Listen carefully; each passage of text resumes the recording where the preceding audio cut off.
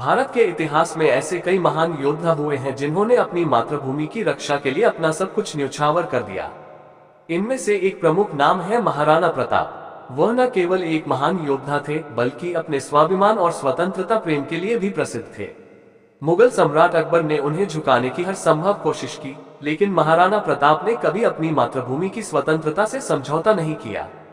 उनके जीवन का हर पल संघर्ष से भरा था, लेकिन उन्होंने कभी हार नहीं मानी। उनकी वीरता और बलिदान की गाथा आज भी हर भारतीय के लिए प्रेरणा का स्रोत है।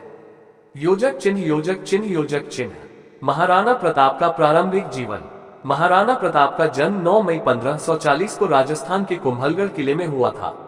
वे मेवाड़ के शासक महाराणा उदय सिंह द्वितीय और महारानी जयवंता बाई के पुत्र थे। महाराणा प्रताप बचपन से ही साहसी, दृढ़ निश्चयी और वीर थे। उन्होंने घुड़सवारी, तलवारबाजी, धनुर्विद्या और युद्धकला में निपुणता प्राप्त की। उनका व्यक्तित्व अत्यंत प्रभावशाली था। वे लगभग 7 फीट 5 इंच लंबे थे और युद्ध के समय 208 किलो का कवच और हथियार धारण करते थे। महाराणा प्रताप का राज्याभिषेक 1572 में हुआ। पिता की मृत्यु के बाद मेवाड़ की गद्दी के लिए संघर्ष हुआ, लेकिन अंततः प्रताप को मेवाड़ का महाराणा बनाया गया। योजक चिन्ह, योजक चिन्ह, योजक चिन्ह। अकबर और महाराणा प्रताप का संघर्ष। मुगल सम्राट अकबर ने भारत के कई हिस्सों को जीत लिया था, लेकिन मेवाड़ उसकी अधीनता स्वीकार करने को तैयार नहीं था। अकबर ने कई बार महाराणा प्रताप को अपने दरबार में आने और संधि करने का प्रस्ताव भेजा, लेकिन स्वाभिमानी प्रताप ने इसे ठुकरा दिया। उन्होंने हमेशा अपनी स्वतंत्रता को सर्वोपरि रखा। अकबर ने कई बार मेवाड़ पर आक्रमण किया, लेकिन महाराणा प्रताप ने अपनी वीरता से मुगलों को कड़ी टक्कर दी।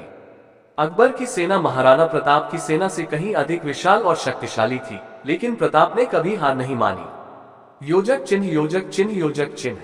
हल्दी घाटी का युद्ध 1576। महाराणा प्रताप और अकबर के बीच सबसे प्रसिद्ध युद्ध हल्दी घाटी का युद्ध था, जो 18 जून 1576 को लड़ा गया। इस युद्ध में महाराणा प्रताप के पास केवल 20,000 सैनिक थे, जबकि अकबर की सेना में 80,000 से अधिक सैनिक थे। फिर भी महाराणा प्रताप ने अपनी रणनीति और वीरता से मुगल सेना के छक्के छुड़ा दिए। युद्ध के प्रमुख घटनाक्रम। 1. मुगल सेना का नेतृत्व। अकबर ने अपने सेनापति मान सिंह और आसफ खान को इस युद्ध में भेजा। 2. महाराणा प्रताप की सेना। प्रताप की सेना में भील जनजाति के वीर योद्धा भी शामिल थे। 3. चेतक की वीरता। प्रताप का प्रिय घोड़ा चेतक युद्ध में घायल होने के बावजूद उन्हें सुरक्षित स्थान पर ले गया और अंत में वीरगति को प्राप्त हुआ। हल्दी घाटी का युद्ध निर्णायक नहीं रहा, लेकिन मुगलों को भारी नुकसान हुआ। इस युद्ध के बाद भी महाराणा प्रताप ने गुरिल्ला युद्ध नीति अपनाकर मुगलों को परेशान करना जारी रखा। योजक चिन्ह, योजक चिन्ह, योजक चिन्ह। महाराणा प्रताप का संघर्ष और जंगलों में जीवन। हल्दी घाटी के युद्ध के बाद महाराणा प्रताप को जंगलों में रहकर संघर्ष करना पड़ा। उन्होंने घास की रोटियां खाई, लेकिन कभी अकबर की अधीनता स्वीकार नहीं की। इस कठिन समय में उनकी पत्नी, परिवार और सैनिकों ने अनेक कष्ट सहे, लेकिन उनकी वीरता अडिग रही। उन्होंने एक नई युद्ध रणनीति अपनाई, जिसे गुरिल्ला युद्ध नीति कहा जाता है। इस रणनीति के तहत वे अचानक मुगल सैनिकों पर हमला करते और फिर पहाड़ियों में छिप जाते। इससे मुगलों को भारी नुकसान हुआ। कुछ समय बाद महाराणा प्रताप ने धीरे धीरे अपना खोया हुआ राज्य वापस जीत लिया और चावंड को अपनी राजधानी बनाया। योजक चिन्ह, योजक चिन्ह, योजक चिन्ह।